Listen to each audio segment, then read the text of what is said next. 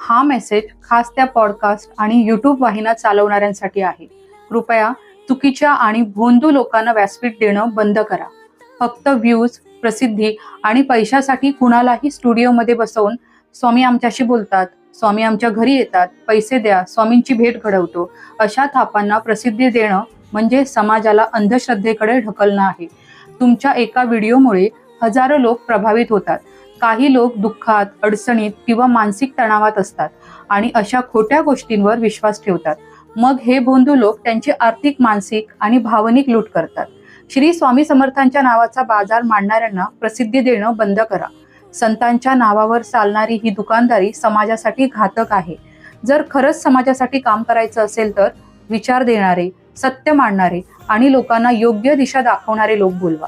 पण चमत्कारांच्या खोट्या गोष्टी सांगून लोकांना फसवणाऱ्या लोकांना स्टार बनवू नका. श्रद्धा ही वैयक्तिक गोष्ट आहे, पण अंधश्रद्धा पसरवणं हा समाजाविरुद्धचा गुन्हाच आहे. म्हणून पुन्हा एकदा स्पष्ट करावंसं वाटतं की भोंदूगिरीला व्यासपीठ देणं बंद करा. संतांच्या नावाचा बाजार बंद करा आणि समाजाला विचार करायला शिकवा. अंधविश्वासात ढकलू नका. धन्यवाद.